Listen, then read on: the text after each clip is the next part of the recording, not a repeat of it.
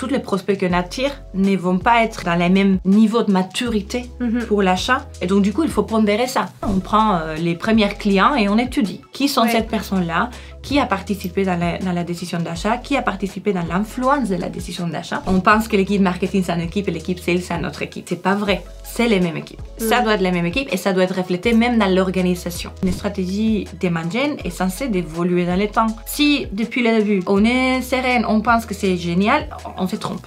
Bienvenue dans le Market du succès, le podcast qui vous offre un accès exclusif aux experts marketing les plus reconnus et réputés en France. Découvrez leurs expériences, recevez des conseils concrets et des stratégies de pointe pour briller en ligne. Abonnez-vous pour passer de la théorie à l'action. Bonjour Anna, bienvenue au podcast Market du succès de SEMrush. Bienvenue. Bonjour Julie, merci beaucoup. Je suis vraiment ravie d'être ici, de partager mon expérience et mon expertise avec vous tous. Ça fait plaisir de t'avoir. Pour ceux qui ne te connaissent pas, est-ce que tu pourrais te présenter un peu ta trajectoire professionnelle? Ouais, très bien.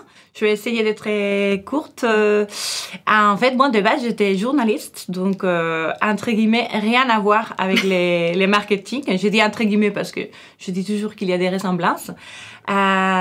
Et du coup, en fait, je me suis formée au marketing en faisant du marketing. Donc, voilà, sur le terrain.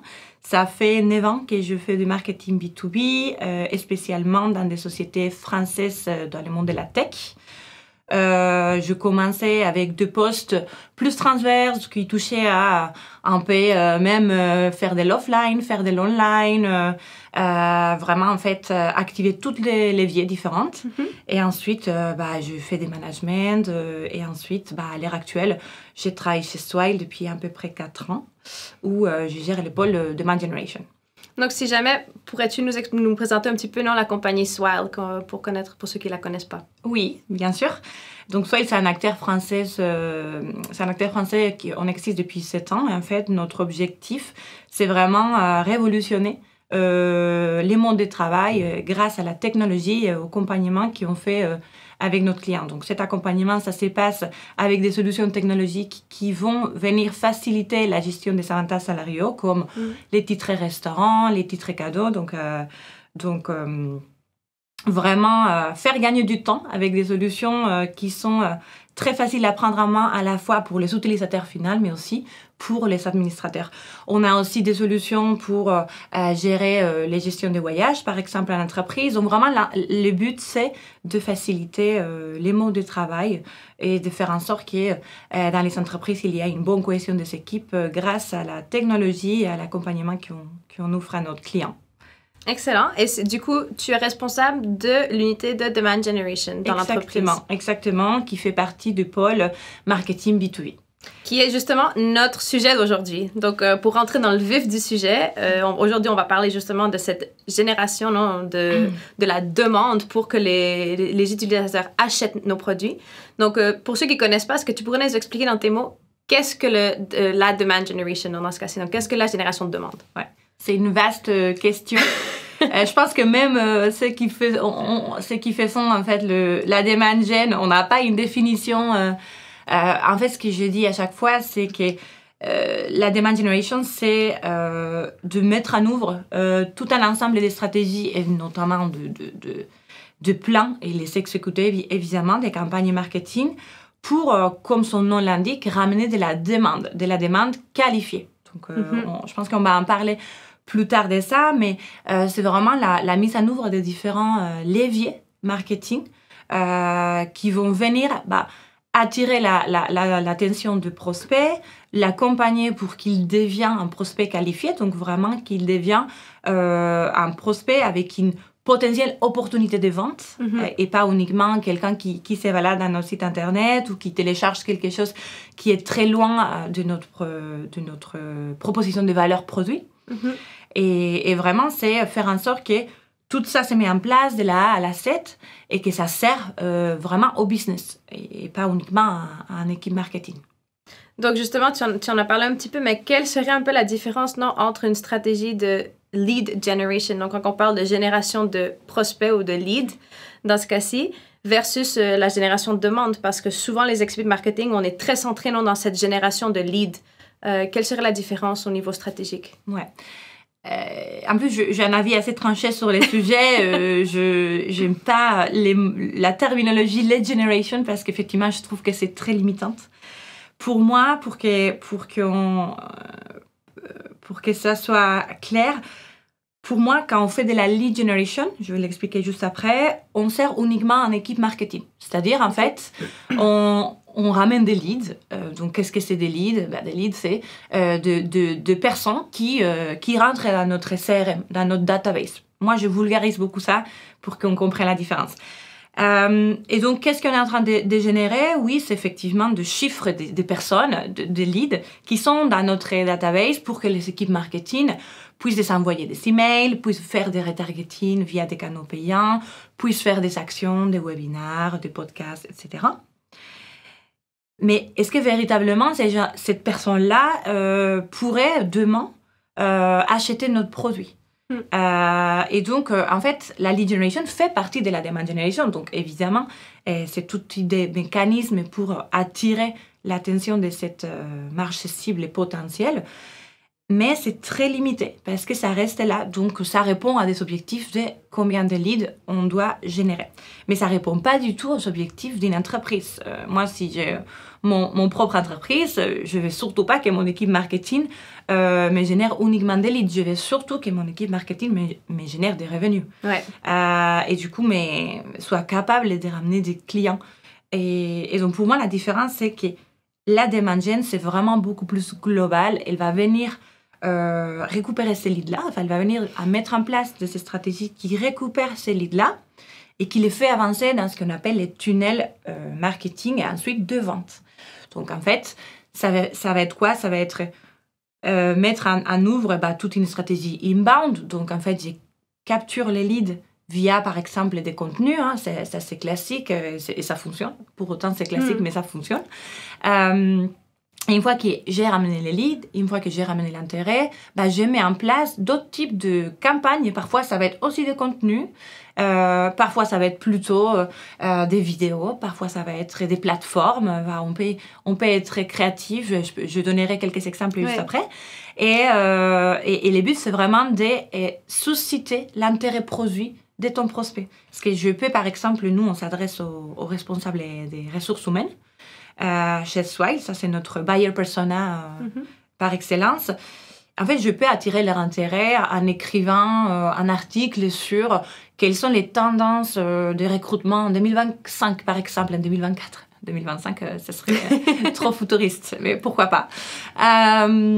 Et c'est très bien, en fait. Et on a attiré cette intention. On a positionné la marque, l'entreprise comme un expert sur les sujets. Ça marche très bien de faire ce type de contenu avec des partenaires, si jamais on pense qu'il y a un besoin de renforcer cette expertise. Donc, et c'est parfait, c'est une très bonne stratégie, mais ce que ça va faire, c'est que ça va créer une notoriété des marques, ça va créer une thought leadership qu'on appelle en anglais. Ça va faire rentrer les leads parce qu'on va évidemment faire en sorte de mettre des petites call to action, des petits boutons pour aller plus loin, pour télécharger quelque chose qui va venir compléter un peu ce qu'on a lu. Mais pour la lead generation, on va s'arrêter là. Voilà, donc comme son nom l'indique, on a déjà généré les leads, donc on s'arrête là. Mais ça ne sert pas du tout à faire des revenus, en fait, à ramener des revenus et à faire avancer une entreprise dans sa mission.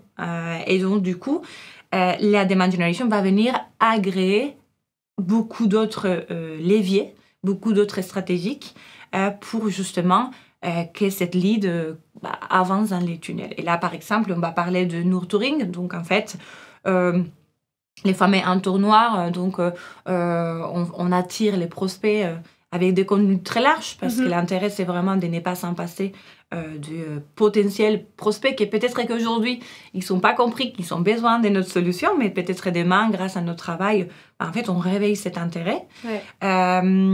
Et en fait, c'est vraiment comme c'est mathématique. En fait, plus de gens rentrent dans ton tunnel, plus de gens tu peux travailler, tu peux accompagner pendant, ça dépend du cycle des ventes, mais pendant une période. Et ensuite, plus on va leur fournir des contenus, parfois ça va être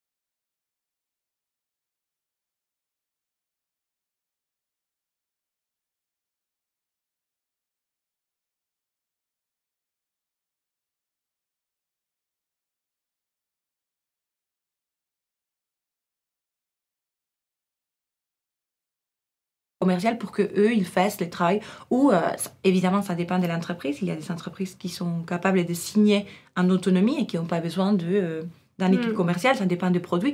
Mais vraiment, est-ce que je suis capable d'influencer la vente grâce à mes stratégies? Donc, finalement, pour résumer, non, c'est les activations, les différentes activités qu'on peut créer pour ces programmes de demand generation sont très semblables aux mêmes activations qu'on fait en lead generation. Le but est différent, en fait. Simplement que la stratégie et ces contenus sont créés spécifiquement pour générer du revenu.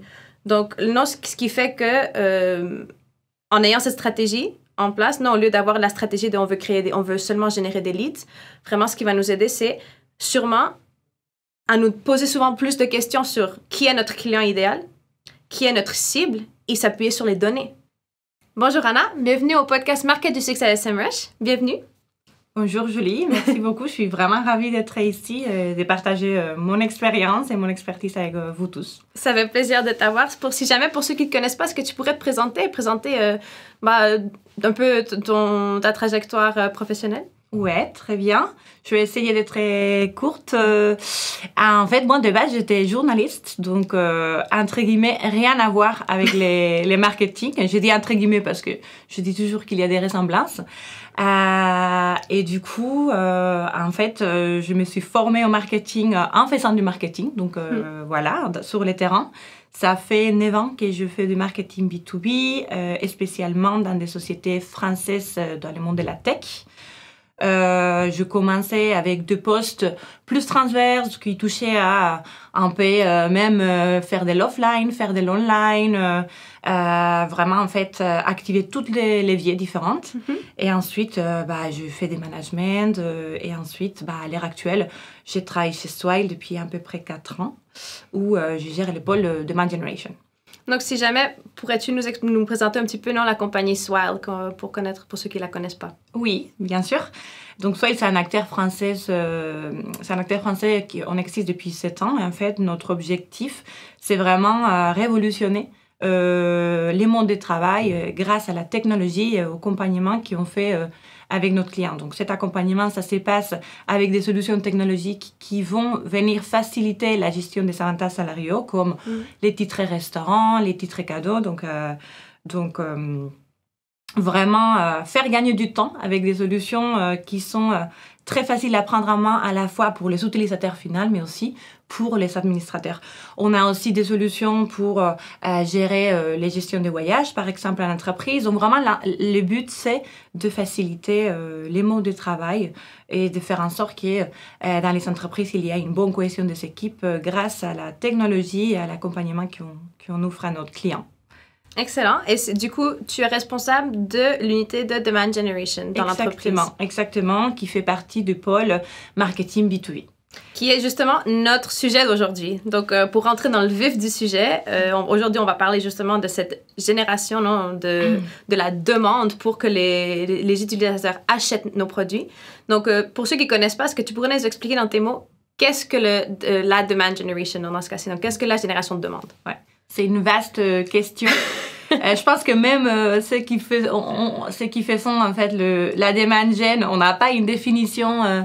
En fait, ce que je dis à chaque fois, c'est que la demand generation, c'est de mettre en œuvre tout un ensemble de stratégies et notamment de plans et les exécuter évidemment des campagnes marketing pour, comme son nom l'indique, ramener de la demande qualifiée. Donc, je pense qu'on va en parler plus tard de ça, mais c'est vraiment la mise en œuvre de différents leviers marketing qui vont venir attirer l'attention du prospect, l'accompagner pour qu'il devienne un prospect qualifié, donc vraiment qu'il devienne un prospect avec une potentielle opportunité de vente et pas uniquement quelqu'un qui se balade dans notre site internet ou qui télécharge quelque chose qui est très loin de notre proposition de valeur produit.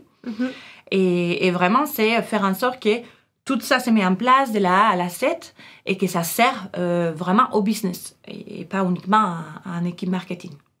Donc justement, tu en as parlé un petit peu, mais quelle serait un peu la différence entre une stratégie de lead generation. Donc, quand on parle de génération de prospects ou de leads, dans ce cas-ci, versus la génération de demandes, parce que souvent, les experts marketing, on est très centrés dans cette génération de leads. Quelle serait la différence au niveau stratégique? Ouais. En plus, j'ai un avis assez tranché sur les sujets. Je n'aime pas la terminologie lead generation parce qu'effectivement, je trouve que c'est très limitante. Pour moi, pour que ça soit clair, pour moi, quand on fait de la lead generation, je vais l'expliquer juste après, on sert uniquement en équipe marketing. C'est-à-dire, en fait, on ramène des leads. Donc, qu'est-ce que c'est des leads? Des leads, c'est de personnes qui rentrent dans notre CRM, dans notre database. Moi, je vulgarise beaucoup ça pour qu'on comprenne la différence. Et donc, qu'est-ce qu'on est en train de générer? Oui, c'est effectivement de chiffres des personnes, des leads qui sont dans notre database pour que les équipes marketing puissent les envoyer des emails, puissent faire des retargeting via des canaux payants, puissent faire des actions, des webinaires, des podcasts, etc. Mais est-ce que véritablement cette personne-là pourrait demain acheter notre produit? Et donc, en fait, la lead generation fait partie de la demand generation. Donc, évidemment, c'est tout des mécanismes pour attirer l'attention de cette marché cible et potentielle. Mais c'est très limité parce que ça reste là. Donc, ça répond à des objectifs de combien de leads on doit générer. Mais ça ne répond pas du tout aux objectifs d'une entreprise. Moi, si j'ai mon propre entreprise, je ne veux surtout pas que mon équipe marketing me génère uniquement des leads. Je veux surtout que mon équipe marketing me génère des revenus. Ouais. Et du coup, soit capable de ramener des clients. Et donc, pour moi, la différence, c'est que la demand gen, c'est vraiment beaucoup plus global. Elle va venir récupérer ces leads-là. Enfin, elle va venir à mettre en place de ces stratégies qui récupèrent ces leads-là et qui les fait avancer dans ce qu'on appelle les tunnels marketing et ensuite de vente. Donc, en fait, ça va être quoi? Ça va être mettre en œuvre toute une stratégie inbound. Donc, en fait, je capture les leads via, par exemple, des contenus. Hein. Ça, c'est classique et ça fonctionne. Pour autant, c'est classique, mais ça fonctionne. Une fois que j'ai ramené les leads, une fois que j'ai ramené l'intérêt, je mets en place d'autres types de campagnes. Et parfois, ça va être aussi des contenus. Parfois, ça va être plutôt des vidéos. Parfois, ça va être des plateformes. On peut être très créatif. Je donnerai quelques exemples juste après. Et le but, c'est vraiment de susciter l'intérêt produit de ton prospect. Parce que je peux, par exemple, nous, on s'adresse aux responsables des ressources humaines. Chez Swile, ça c'est notre buyer persona par excellence. En fait, je peux attirer leur intérêt en écrivant un article sur quelles sont les tendances de recrutement en 2025, par exemple, en 2024. 2025, ça serait trop futuriste, mais pourquoi pas. Et c'est très bien, en fait. Et on a attiré cette intention. On a positionné la marque, l'entreprise comme un expert sur les sujets. Ça marche très bien de faire ce type de contenu avec des partenaires, si jamais on pense qu'il y a un besoin de renforcer cette expertise. Donc, et c'est parfait, c'est une très bonne stratégie, mais ce que ça va faire, c'est que ça va créer une notoriété des marques, ça va créer une thought leadership qu'on appelle en anglais. Ça va faire rentrer les leads parce qu'on va évidemment faire en sorte de mettre des petites call to action, des petits boutons pour aller plus loin, pour télécharger quelque chose qui va venir compléter un peu ce qu'on a lu. Mais pour la lead generation, on va s'arrêter là.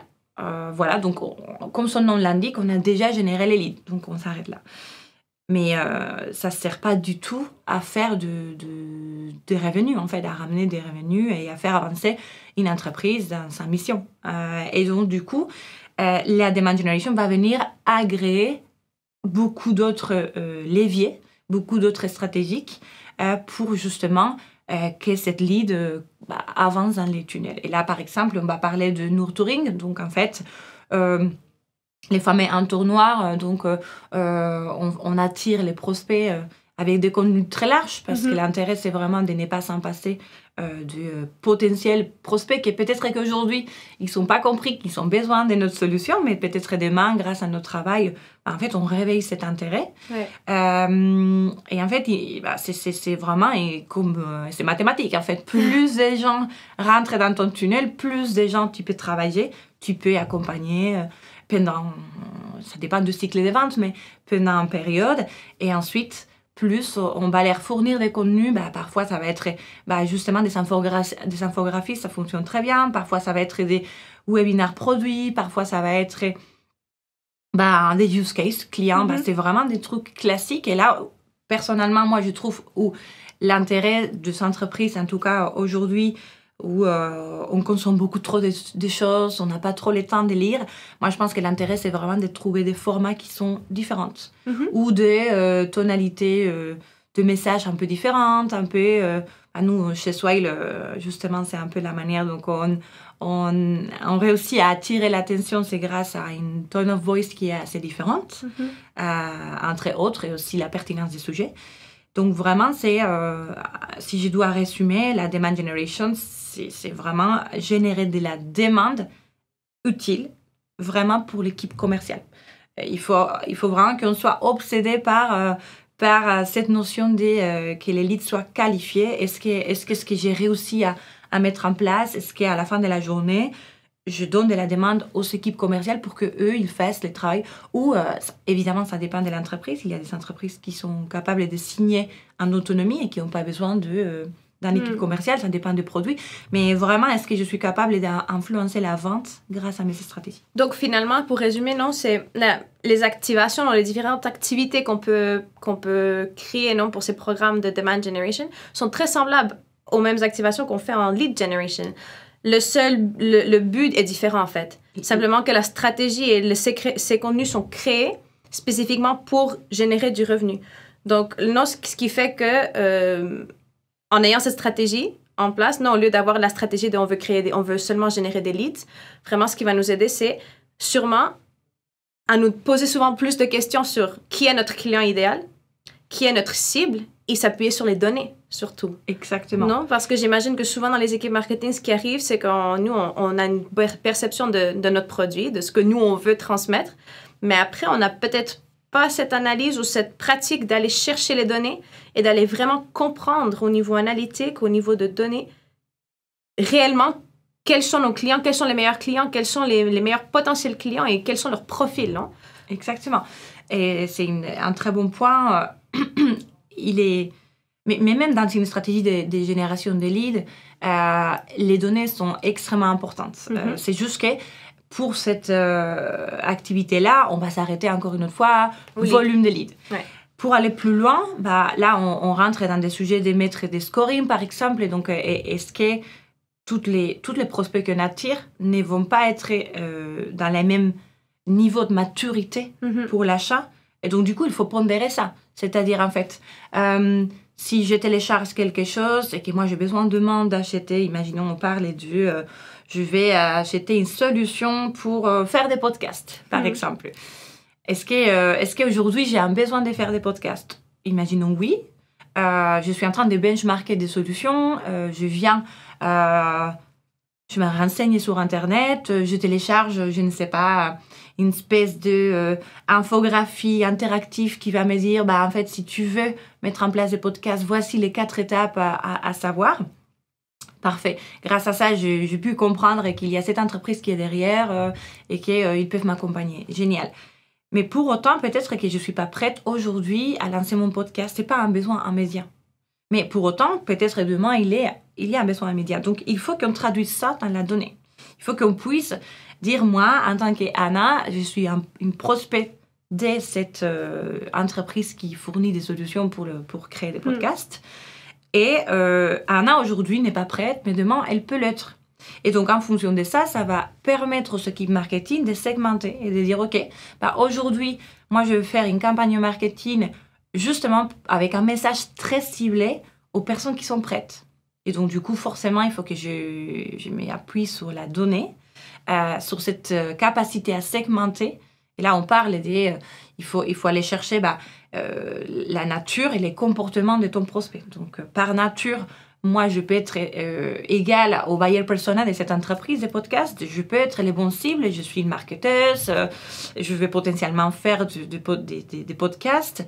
Et après, par rapport au comportement, c'est-à-dire qu'est-ce que j'ai téléchargé, quel type de page je visitais sur les sites internet de cette entreprise? Est-ce que j'ai visité la page, la homepage qui est trop générique, ou est-ce que j'ai visité une page produit spécifique qui me dit les 5 erreurs à ne pas commettre si demain vous lancez un podcast? Parce que si c'est bien cette page que j'ai visitée, potentiellement il y a un intérêt immédiat à que je lance mon podcast. Et c'est à ce moment-là qu'il faut que l'équipe marketing et l'équipe sales ils viennent me travailler, en fait. Et ça va dépendre de la stratégie de l'entreprise. Il y a certaines entreprises qui, c'est plutôt le marketing qui chauffe les leads jusqu'à la fin, c'est-à-dire même presque la signature si le produit il s'est prêt à ça. Mm-hmm. Il y a des entreprises qui font un hybride. Nous, par exemple, chez Swile, c'est un hybride. Le marketing, on les chauffe, c'est-à-dire, quand on dit on les chauffe, ça veut dire qu'on réveille l'intérêt ou on identifie l'intérêt produit via des campagnes marketing. Et donc, on passe les leads qui sont prêtes à la force commerciale. Ouais. Mais nous, on a essayé plusieurs stratégies. Hein. Il n'y en a pas une science exacte qui dit c'est que ça qui fonctionne. Normalement, tu ne veux pas que ta force commerciale commence à traiter des leads qui ne sont pas encore prêts parce que ce n'est pas du tout efficace. Et ça ne valorise pas non plus le travail commercial pour tout un ensemble des choses. Donc, la donnée, c'est extrêmement important à toute étape. Donc, si on parle clairement, quel type de données il nous faut? Pour les leads d'acquisition, c'est les nombres de leads, les volumes de leads. Et on peut aller un peu plus loin en savoir qui sont ces personnes, donc la nature, donc quel type d'intitulé de poste ils sont. Donc, avoir des données sur ça. Est-ce qu'il y a des leads qu'on attire qui sont poubelles, ce qu'on appelle junk lead. Est-ce que c'est vraiment des vrais leads ou est-ce qu'il y a des étudiants qui sont intéressés par notre solution, mais tout simplement parce que ça les intéresse, mais pour autant sont hors notre cible. Donc tout ce qui est hors notre cible, forcément c'est pas à travailler, en tout cas pas dans l'immédiat. Et donc tout ça c'est la donnée en fait. Donc c'est très nécessaire. Et ensuite, et bien évidemment, quand on met en place ces stratégies via l'online, via l'offline, quand on envoie un email versus quand on fait une post LinkedIn, versus quand on fait des retargeting, en fait, il faut qu'on soit capable de savoir d'où ils viennent notre prospect. Et là, on rentre dans un vaste sujet, bien évidemment, qui est tous les sujets de tracking, tous les sujets de quels sont les canaux d'acquisition qui a le mieux fonctionné. C'est un sujet, je vais être très sincère, à l'heure actuelle, il n'y en a rien qui est parfait. C'est-à-dire, je n'ai jamais rencontré, je parle avec beaucoup de professionnels, j'ai 9 ans d'expérience dans les B2B, je n'ai jamais rencontré une entreprise qui soit contente de leur système de tracking. C'est vraiment, je fais un appel à une solution. À une solution. Voilà, c'est assez compliqué, mais on y arrive. Comment on y arrive? Déjà, d'abord en faisant simple. Si on commence à se complexifier, à parler des modèles d'attribution, ça veut dire quoi? Un modèle d'attribution, c'est en fait dans toute la vie de la génération d'un lead. Donc, un lead, avant, il y a un visiteur. Donc, on mesure les trafics. Donc, il y a un visiteur avant même de devenir un lead. Un lead, c'est quoi? C'est quelqu'un avec une email adresse, avec une identité connue dans un CRM. Donc, avant ça, on est de personnes anonymes, des trafics anonymes qui se baladent dans un site Internet. À cette étape-là, il faut mettre en place des systèmes qui nous permettent de savoir où se trouvent ces trafics. Bon, ça, c'est à la limite les plus basiques, entre guillemets les plus faciles. Mais ensuite, c'est nécessaire de savoir est-ce que s'ils ont téléchargé quelque chose, s'ils ont demandé une démo ou s'ils sont demandés à parler avec un commercial, parce qu'ils sont déjà ultra prêts et ultra chauds pour acheter notre solution. Il faut vraiment savoir, est-ce que dans notre cycle de vie d'un lead, qu'est-ce qui est plus important? Est-ce que c'est plus important? Quelle était la première visite qu'il a fait dans notre site Internet il y a 3 jours? Ou est-ce que c'est plus important la visite qui est la plus proche du moment où il est devenu lead? Ou est-ce que c'est plus important quels étaient les canaux quelle était la dernière action que le lead il a fait avant qu'il devienne une vraie opportunité pour l'équipe commerciale? Ou est-ce qu'on regarde tout? Parce qu'en fait, en fonction pour la lead generation, c'est sûr et certain qu'il faut regarder quelles sont les premières, ce qu'on appelle touch points, quelles sont les premières canaux qu'il a fait rentrer dans ton CRM. Pourquoi? Parce qu'on doit savoir quels sont les canaux qui fonctionnent les mieux pour, comme je disais tout à l'heure, ramener des gens dans l'entonnoir, en fait. Et ça, c'est un objectif. Ensuite, pour la demand generation, c'est différent. Parce que là, ce qui nous intéresse surtout, c'est savoir qu'est-ce qui fait la différence au moment de « Ah, je passe d'être juste un visiteur et juste un lead qui a téléchargé quelque chose, mais pas plus que ça, etc. » versus « Je suis un lead qui est vraiment intéressé par la solution. » Donc, qu'est-ce que j'ai téléchargé? Et quels sont les canaux qui ont mieux fonctionné pour télécharger ça? Là, on parle d'un modèle qui s'appelle Last Touch, qui est plus proche à la décision de vente. Ça, encore une autre fois, ça dépend beaucoup des solutions qu'on propose, des cycles de vente. Il y a des cycles de vente qui sont très, très, très rapides. Du coup, potentiellement, un modèle de First Touch va être très pertinent, même pour la demand gen. Alors que si on a des cycles de vente un peu plus longs, 3 mois et au-delà de ça, là, c'est plus intéressant de parler de typologie des modèles d'attribution comme multitouch, où là, on fait une pondération de des différents moments de touch point qu'on appelle, donc différents moments d'interaction, ou la touch, etc. Mais la donnée, c'est fondamental à tout moment. Plus on avance dans le tunnel, là, ce qui va nous intéresser, c'est, OK, combien de leads qualifiés? Donc, on appelle ça comme on veut, il y en a des milliards de définitions. Donc, la classique, c'est tout ce qui rentre dans ton système, c'est une inquiry, enfin, moi, je l'appelle en anglais. Ensuite, il devient un lead quand il a fait la séparation entre ce qui est poubelle, que je disais, de ce qui est vraiment pertinent pour ta cible. Oui. Donc, ça a nécessité, bien évidemment, une étude des cibles en amont. Donc, qui est ma cible? Qui est mes vrais acheteurs? Parfois, surtout dans des entreprises en early stage, on pense que notre vrai acheteur, c'est, si je prends les mêmes exemples de podcast, c'est la direction marketing. Et après, on se rend compte que potentiellement, ce n'est pas du tout la direction marketing. Ça dépend de la taille d'entreprise. Parfois, si c'est une petite entreprise, oui. Mais si c'est une entreprise plus grande, c'est peut-être pas la direction marketing qui prend la décision. C'est peut-être plutôt un responsable marketing de pôle innovation. Enfin, il faut vraiment aller chercher avec ce qu'on appelle customer profiling. Donc, en fait, toute une étude de voir, on prend ce qui a signé, on prend les premiers clients et on étudie. Qui sont cette personne-là? Qui a participé dans la décision d'achat? Qui a participé dans l'influence de la décision d'achat? Parce que ça aussi, ça nous intéresse. Et on fait tout un étude. C'est le comité d'achat, en fait, de ce type de produit. En fait, c'est intéressant parce que tu disais justement que ce customer profiling, je pense que c'est quelque chose de super important. Et souvent, au niveau marketing, on ne le fait pas assez souvent parce qu'au niveau marketing, on regarde souvent au niveau lead. Donc, on regarde les leads qui entrent, quel est le profil de ces leads, tandis que souvent, quand on parle de demand generation, ce qu'on devrait faire, c'est étudier nos clients.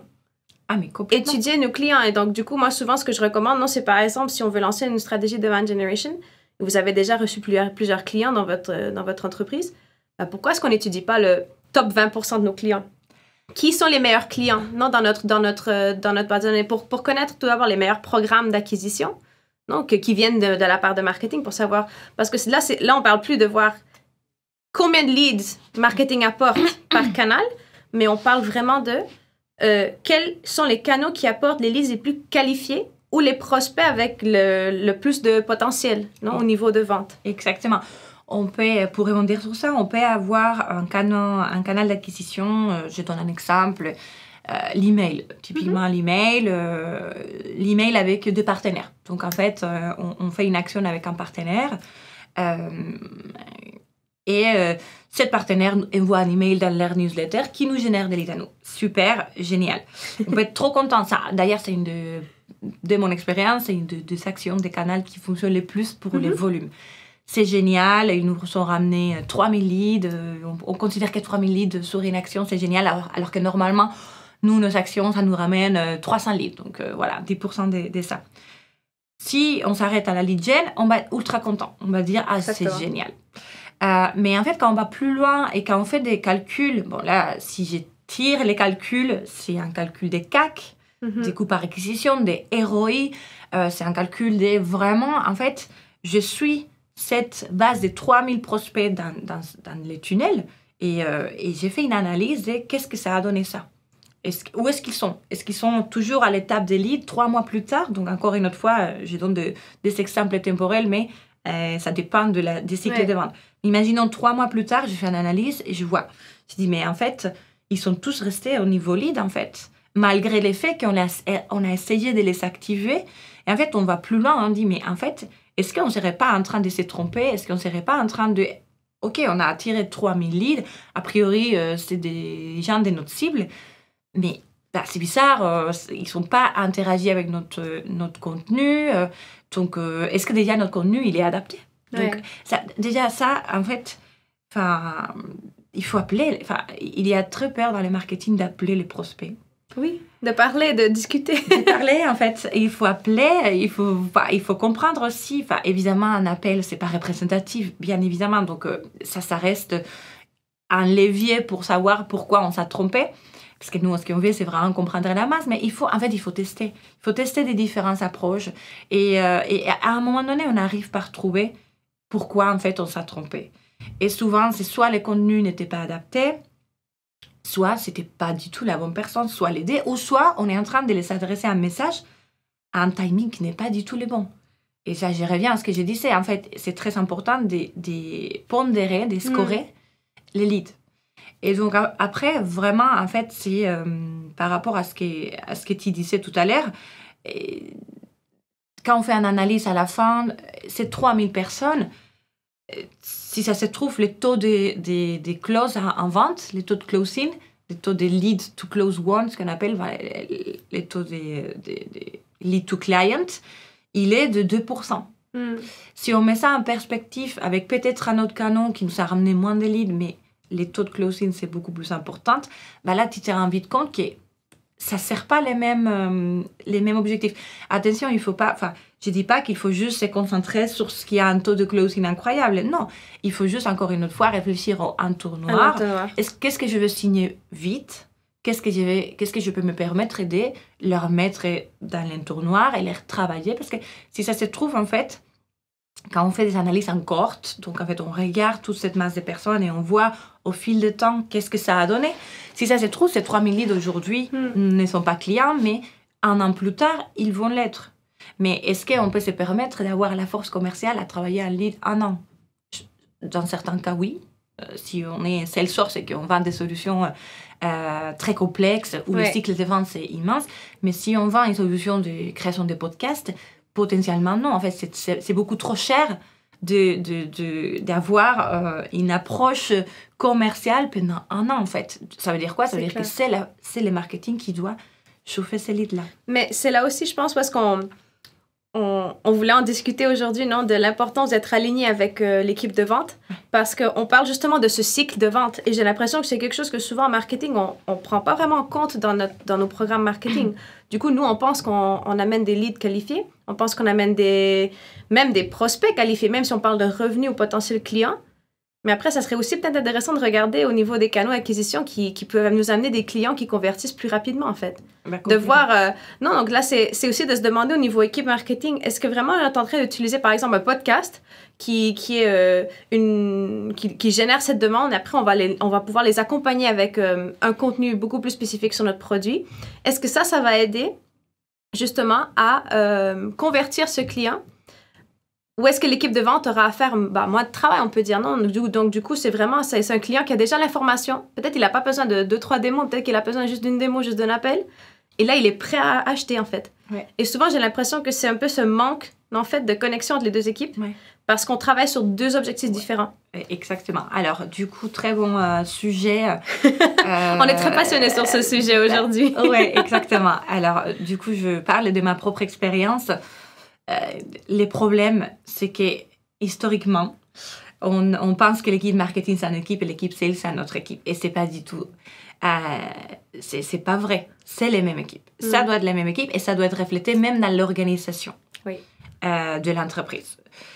Moi, si je parle, et parfois je parle avec d'autres professionnels, si quelqu'un me dit en tant que demand gen, normalement ça n'arrive pas parce que demand gen, justement, notre objectif c'est justement de résoudre ce problème, mais quelqu'un qui fait de la lead gen ou de marketing, si on me dit qu'il parle quasiment jamais à la force commerciale, on peut être sûr à 90%, si pas 100%, qu'en fait, il y a un énorme problème. Enfin, en fait, les stakeholders numéro un, moi, mon stakeholder numéro un, c'est les responsables commerciaux.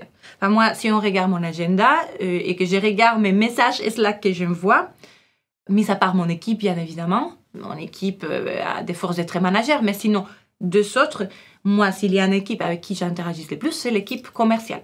C'est avec eux que j'ai plus de meetings, c'est avec eux que j'ai plus de messages, c'est avec eux que je partage le plus de dashboards, des choses. Donc, pourquoi? Parce que il faut, dès le début, partir de mêmes objectifs. C'est pas possible que l'équipe marketing a uniquement des objectifs de lead, qui en plus, plein de fois, je vois dans des environnements, même la force commerciale n'est pas au courant de quels sont ses objectifs, et à l'inverse. La force marketing n'est pas au courant de quels sont les objectifs, n'est pas au courant de quel est le système de rémunération. Ça peut paraître anodin, c'est pas du tout anodin. Un marketeur doit connaître comment son équipe commerciale est rémunérée, et incentivée. Parce que ça change tout. Parce que c'est comme ça que tu comprends. Par la suite, je vais parler juste après des SLA, donc c'est un document pour se mettre d'accord. Tu vas comprendre, si tu comprends comment ils sont incentivés, si ils sont incentivés dans une direction, et que ton équipe marketing, sa direction, c'est de créer un objectif qui est autre. Je te donne un exemple. S'ils sont incentivés par le nombre de users qu'ils ramènent de ta solution des podcasts, par exemple, et que ton équipe, c'est key metrics, c'est uniquement le nombre d'entreprises clientes, on n'est pas en train de parler de la même chose, en fait. En fait, la métrique finale, la star metrics, doit être la même. Doit être vraiment la même. Après, je suis consciente, même nous, je vais être très, très sincère, évidemment qu'on a parfois du mal, ça prend du temps à mettre ça en place. Depuis le début, c'est pas comme ça. Il y a parfois les tracking, comme on disait, nécessaires. Donc, bien évidemment, je parle de l'objectif final. Il faut qu'on atteigne cet objectif final. Parfois, les dashboards commerciaux, ça arrive très souvent. On est beaucoup plus calé en mode data et tracking dans la force commerciale que dans la force marketing. Donc, l'équipe commerciale, ils sont beaucoup plus outillés, en tout cas de mon expérience, pour tout simplement parce qu'on a l'impression que c'est eux qui ramènent les revenus. Et évidemment, dans partie, c'est vrai. Et du coup, on injecte de l'argent là où ça nous coûte plus de l'argent. Et souvent c'est là, non? Et du coup, parfois, on n'est pas au même niveau de maturité data, données. Et évidemment, parfois, c'est ça qui bloque. Donc, évidemment, la première chose, c'est s'assurer qu'au niveau données, on n'a pas un bloqueur côté marketing pour... Si la star métrique de l'équipe commerciale, c'est combien de nouveaux utilisateurs de ma solution de podcast on a obtenu cette mois-ci. Si l'équipe marketing n'est pas capable de mesurer son impact, et encore une fois, on parle après de modèle d'attribution, mais si on n'est pas capable de mesurer ça, là, on ne met pas les équipes en bonnes conditions pour s'entendre. Donc, il faut qu'il y ait un écosystème. On peut avoir l'énorme volonté de s'entendre, mais il faut quand même que l'écosystème donné et tracking suit. Donc, si jamais, par exemple, justement, tu dis non, lorsqu'on arrive à convaincre, par exemple, au niveau d'entreprise, que de s'aligner avec marketing et vente, non, sur les objectifs business, sur les objectifs en général, c'est la solution, donc c'est notre décision. Quelle serait un petit peu l'étape que tu recommanderais ou les étapes à suivre que tu recommanderais à une entreprise qui est vraiment centrée sur la lead gen, qui a justement vraiment cette différence entre vente et marketing, pour pouvoir s'aligner et vraiment faire cette transition et que la transition soit le plus douce possible, non? Que ce soit une transition le moins brusque pour toutes les équipes impliquées. OK. Ça va dépendre de la maturité de l'entreprise, c'est-à-dire, c'est pas la même chose si on vient juste de monter notre boîte et qu'on n'a pas d'historique. Là, ça complexifie un peu plus que si on a 20 ans. Mais je vais donner quelque chose de standard. La première chose, c'est étudier les clients. On l'a dit, c'est étudier les clients. Combien de temps ces leads-là, qu'il a été généré par l'équipe marketing ou pas. là, vraiment, on pense large. Ça peut venir de l'outbound aussi. Combien de temps il nous a fallu pour le clôturer en vente? Combien de touchpoints commerciaux? Est-ce qu'il a fallu l'appeler 3 fois? Est-ce qu'il a fallu envoyer 10 emails? Voilà. Donc, on fait une étude, un audit, voilà, grâce à la donnée. Donc, ça, c'est vraiment, c'est vraiment basique, mais c'est complexe. Donc, grâce à ça, et on voit que pour clôturer telle vente, bah, voilà, il nous faut 3 mois, par exemple. Donc, 3 mois pour atteindre à ce niveau de closing. Donc, on réfléchit en cohorte et on regarde le taux de closing. Et donc, on commence à poser des hypothèses pour la suite, basées sur l'historique. Donc, on sait qu'à peu près, voilà, pour si on veut, si dans nos objectifs global de l'entreprise, je ne dis pas nos objectifs marketing, je dis dans nos objectifs des revenus, on doit aller chercher, j'en vends 3 millions d'euros, et que 3 millions d'euros, historiquement, on les a cherchés grâce à 400 clients, j'en vente, et 7000 users, bah là, c'est pure mathématique. Donc, en fait, vraiment, il faut une analyse de dire combien de users il nous faut pour arriver à 1 euro de revenus, combien d'entreprises il nous faut, combien de leads il nous a fallu. Donc, c'est vraiment des calculs mathématiques qui doivent être les mêmes que je sois une marketeuse ou que je sois en sales. Ça doit être les mêmes, pas différentes. Une fois qu'on a fait ça et qu'on a compris la vitesse de vente, donc les 3 mois versus les 2 semaines versus les 6 mois, en fait, on s'assoit avec l'équipe commerciale et on discute. On discute et on dit, OK, maintenant, on se rend compte qu'il nous faut 7 ans. Donc, voici les stratégies qu'on propose côté marketing. Donc, quel est l'objectif global? C'est aller chercher 2 millions d'euros. Parfait. Donc, on décortique ça et on dit, OK, par rapport à les ressources marketing qu'on a et nos ambitions, on a fait des calculs et on pense être capable de venir apporter une 30% de ces 2 millions.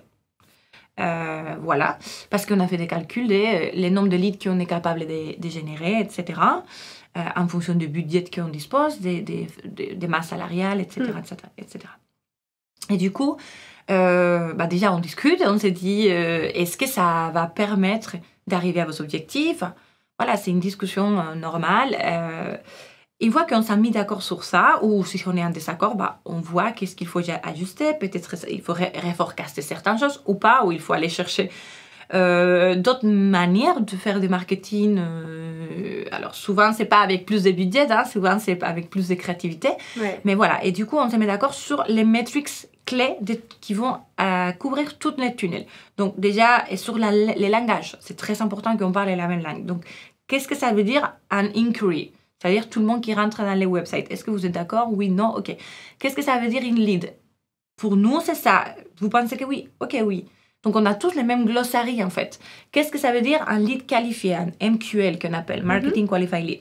En fait, ça veut dire un lead qui a téléchargé quelque chose qui est qui parle à minima de notre univers produit. Donc, qui parle à minima de l'univers podcast et pas qui parle de la tendance de marketing 2024.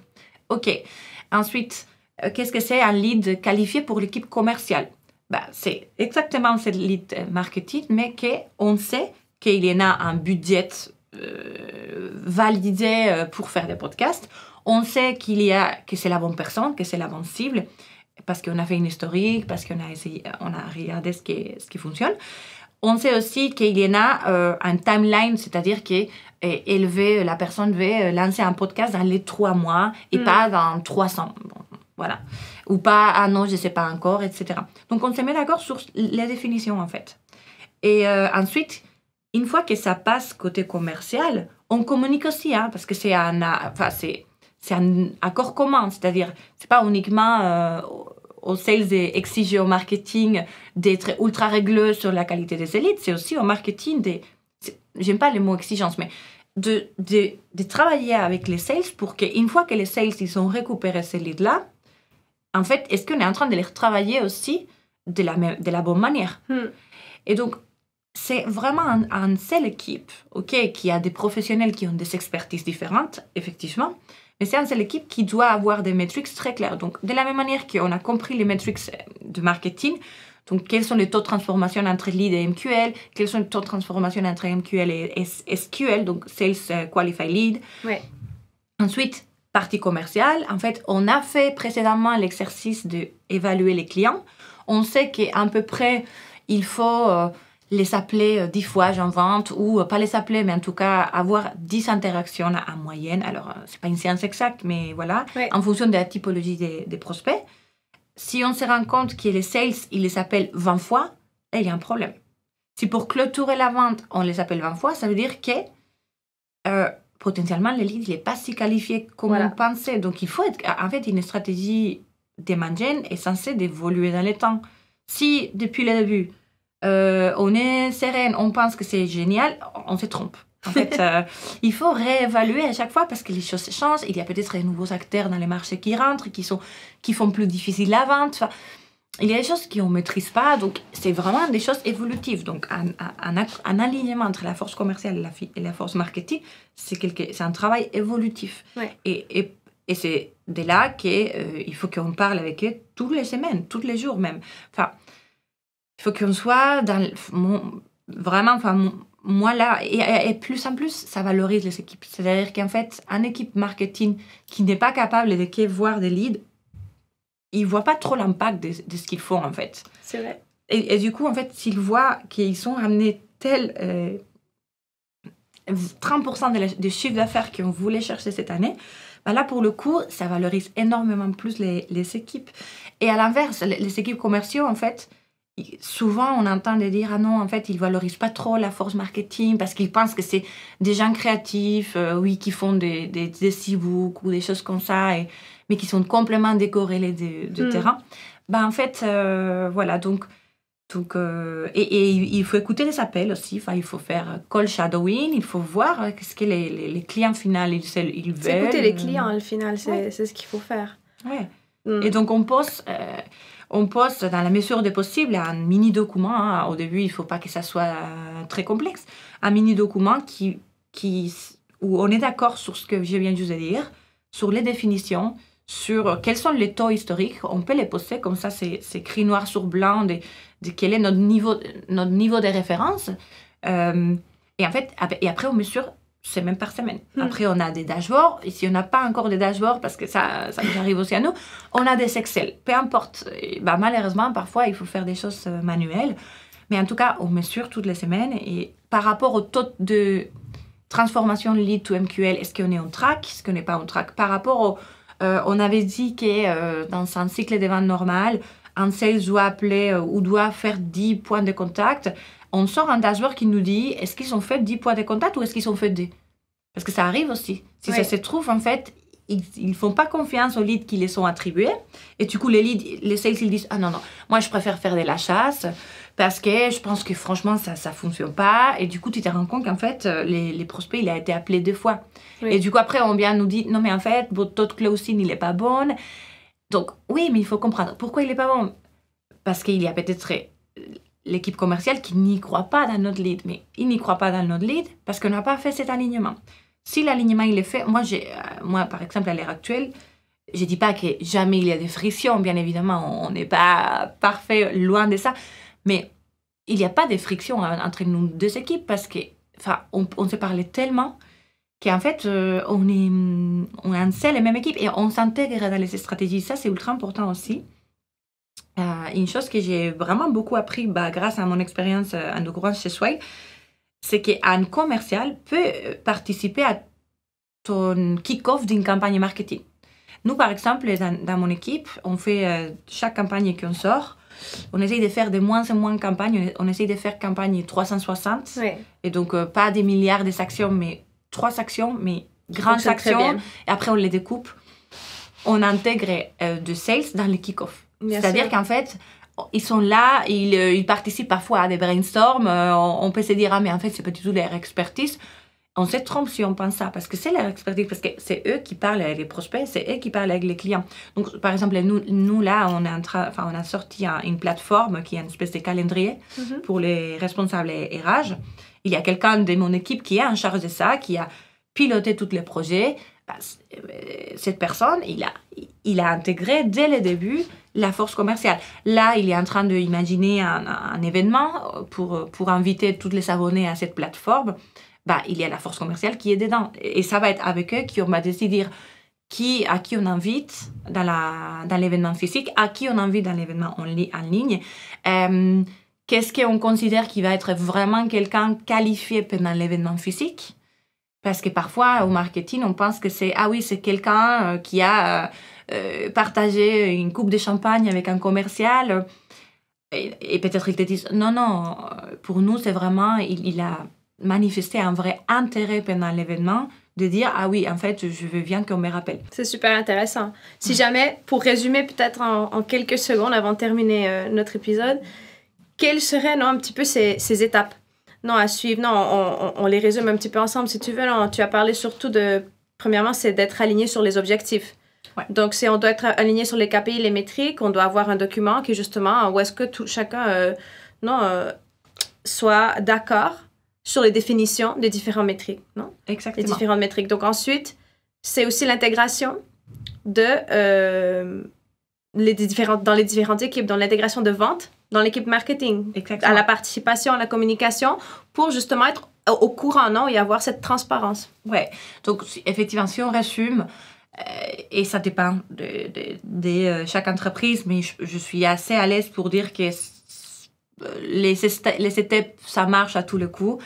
Première, comme tu disais, on se met d'accord sur l'objectif. Mm-hmm. Donc, on part des business plans, on se met d'accord sur l'objectif ensemble, on les valide ensemble. On se met d'accord sur quelles sont les métriques qui vont nous permettre mesurer la réussite ou la non-réussite de cet objectif. Mm-hmm. Donc, en fait, les métriques, mm-hmm. Tout type de métriques et les définitions de ces métriques. Mm-hmm. Et, troisième sujet, on fait en sorte d'avoir la possibilité de mesurer cette métrique. Donc, en fait, on parle de tracking ici.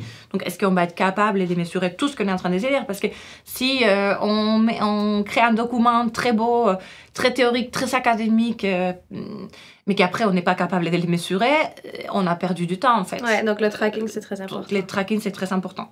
Quatrième, on établit quels sont les rituels. Donc, dans les SLA, il y a une partie des SLA qui doit dire comment les équipes vont communiquer entre eux. On l'établit noir sur blanc, ça peut évoluer, mais on l'établit avec quelle fréquence on va mesurer ensemble les données.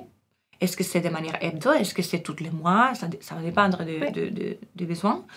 Qui vont être les stakeholders? Est-ce que c'est les responsables de vente? Est-ce que c'est les directeurs? Est-ce que c'est la responsable des managers? Ou est-ce qu'on a aussi intérêt à parfois intégrer aussi les personnes qui exécutent, donc les postes opérationnels? Donc tout ça, ça doit être vraiment très clair dès le début et pas plus tard.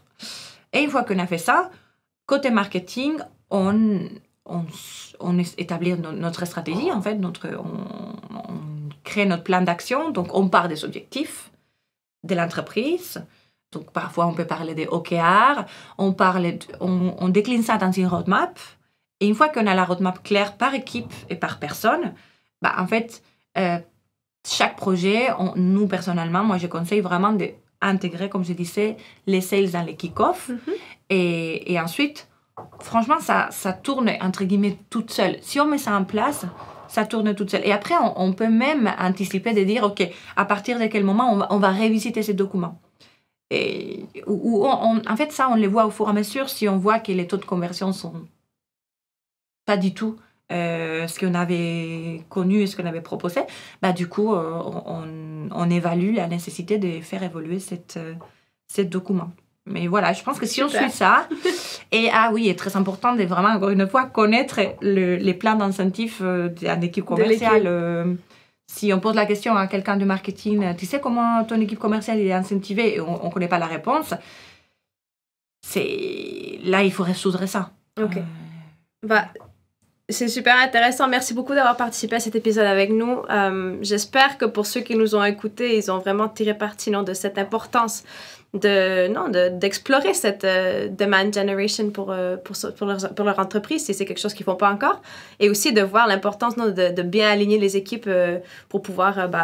finalement, c'est c'est réussir, non, avec les objectifs business. Exactement, on est tous dans les mêmes bateaux et on doit être tous au même endroit. Voilà, merci beaucoup Anna d'avoir Julie. participé. On se reverra bientôt. À bientôt.